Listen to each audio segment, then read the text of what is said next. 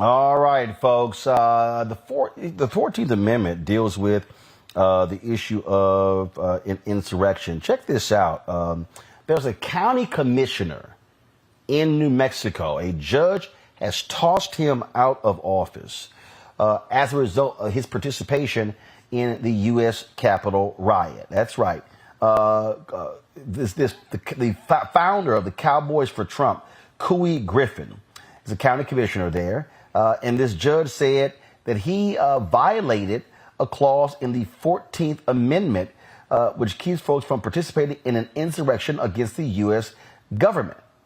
Yeah, he's been thrown out. This is the first time a judge has formally ruled that that January 6th, what took place on January 6, 2021, was indeed an insurrection.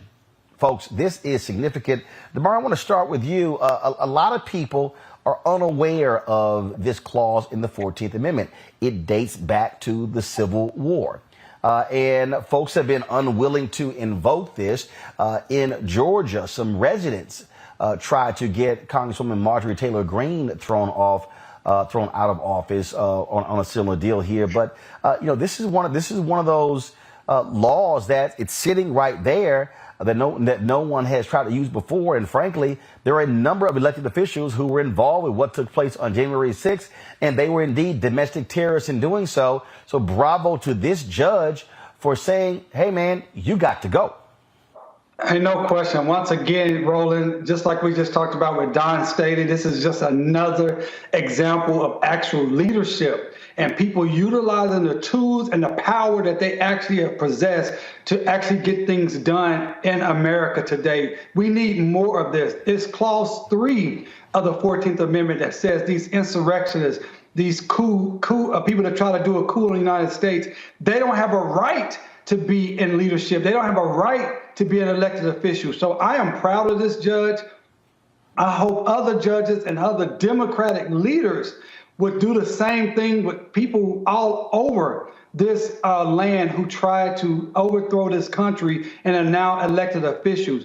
People like Jim Jordan, people like Josh Hawley, people like Marjorie Greene you already talked about, and many, many others. So this is just another great example of leadership and people utilizing the power that they actually have. That point there, I think, is an important one, Mustafa. Use the laws right now. You're hearing people say that Merrick Garland, the Attorney General, should be far more aggressive in how he is dealing with Donald Trump. The same thing. What these folks did on January 6th, it was pure domestic terrorism. It wasn't, they were just taking a tour of the Capitol. No, we saw the video with our own eyes. It was abundantly clear. Right.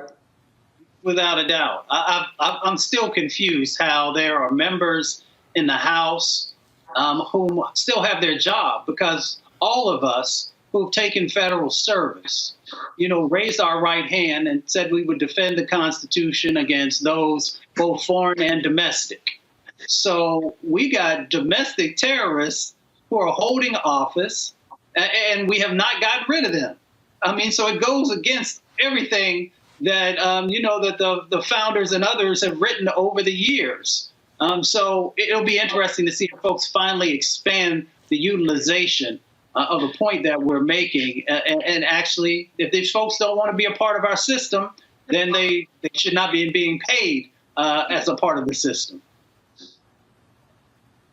It's ridiculous. Teresa.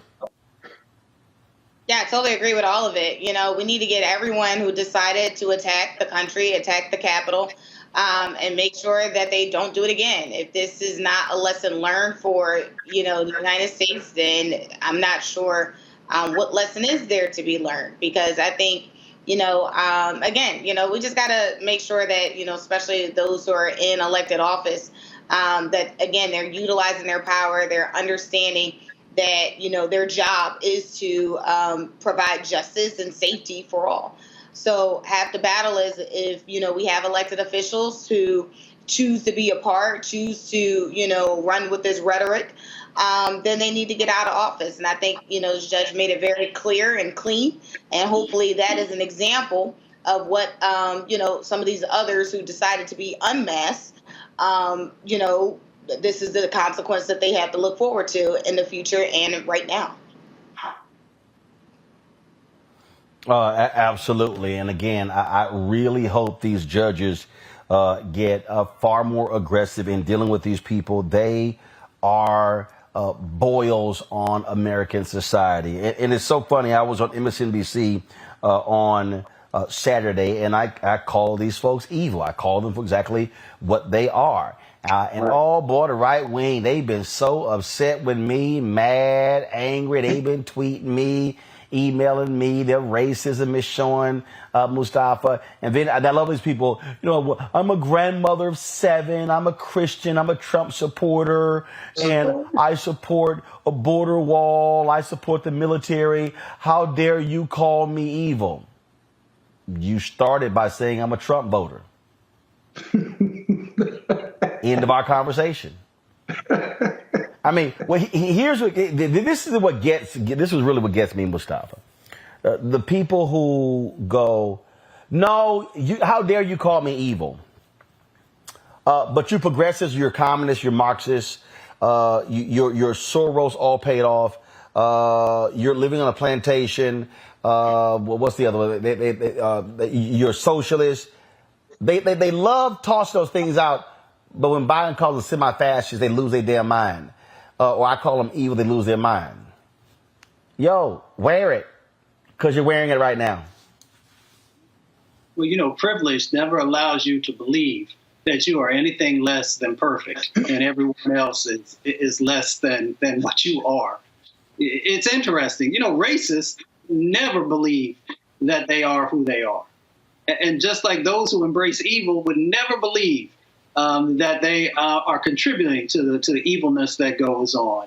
So, you know, a part of it is this whole neglect that folks have going on, where they just don't want to deal with the fact of their views and of their sets of actions that are tied to that. So, you know, you can't change everybody. You hope that some folks will actually wake up and realize what they're doing and become better folks. But you can't spend but so much time on that because there's too much work to do.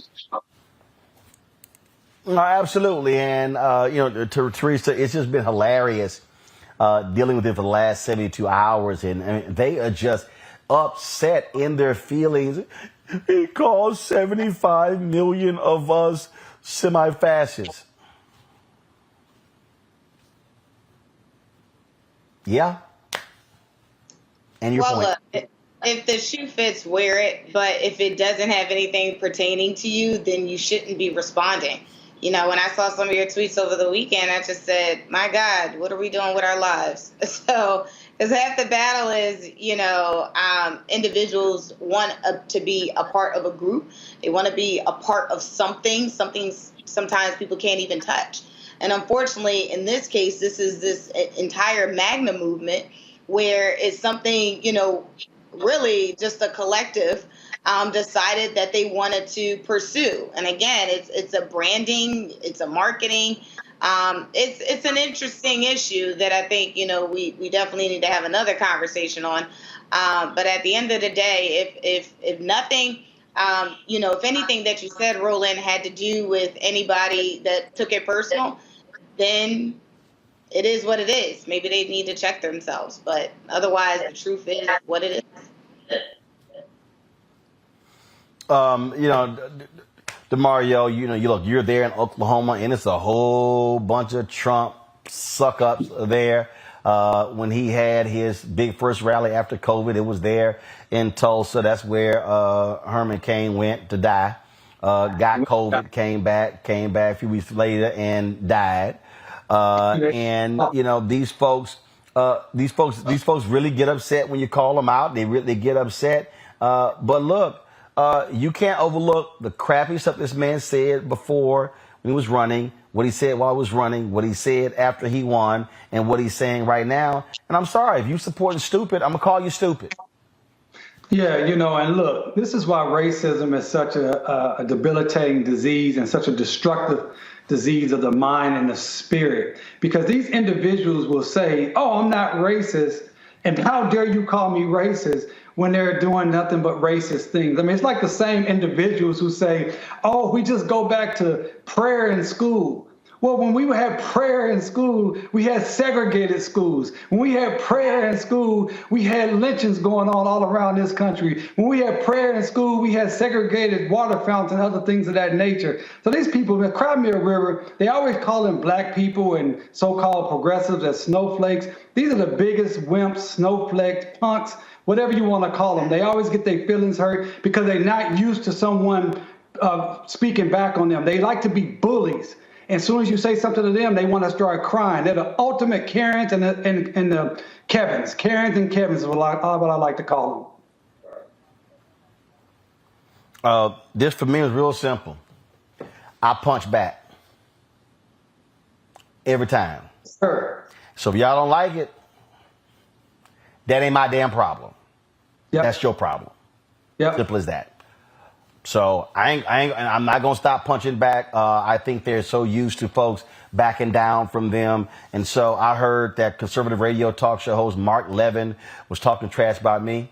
Okay, Mark, bring your punk ass on. Call me. Yeah. Email me. I'll debate you. Tucker, any day. Martha McCallum, Laura Ingraham, any of y'all. Sean Hannity. I take on any of y'all, any day, anytime, anywhere. And so there's a reason why y'all don't call me. Yeah, but they, of course they don't want it. No. They don't want this smoke. Now, I see the black folks they book, and that's the folks they book who on this show. But they don't want this smoke because they know how it's going to end up. And so I'm not going to back down from any of them. And y'all can come on my Twitter feed, you come on my Instagram feed, you come on my Facebook page. Listen, I'm real fast with the block button. I can block several hundred y'all in an hour. It really is not a problem. So if y'all want to swing and y'all want to debate, let's go. Let's go. Because we're not scared and won't be scared of any of y'all. Because truth will prevail. And we're going to expose the evil and expose the lies every single day. That's why I created this show 4 years ago. That's why I created the Black Star Network a year ago. And so if y'all want some of this, all you got to do is email. I'll be there. All right, folks, back to that Roland Martin Unfiltered video in just one moment. Can you believe the nerve of these Republicans? They only want to block progress for our community. They talk about cutting Medicare and Social Security.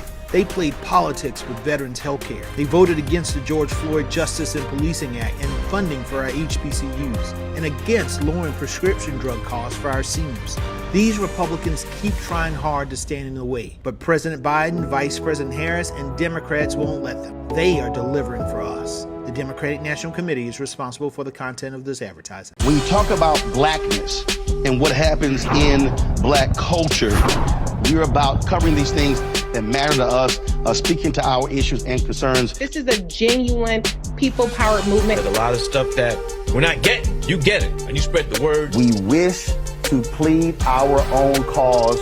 Too long have others spoken for us. We cannot tell our own story if we can't pay for it. This is about covering us. Invest in black-owned media. Your dollars matter.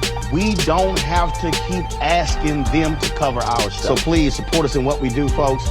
We want to hit 2,000 people, $50 this month, raise $100,000. We're behind 100,000, so we want to hit that. Y'all money makes this possible. Check some money orders. Go to P.O. Box 57196, Washington, D.C. 20037-0196. The Cash App is $RM Unfiltered. PayPal is RMartin Unfiltered. Venmo is RM Unfiltered. Zelle is Roland at RolandSMartin.com.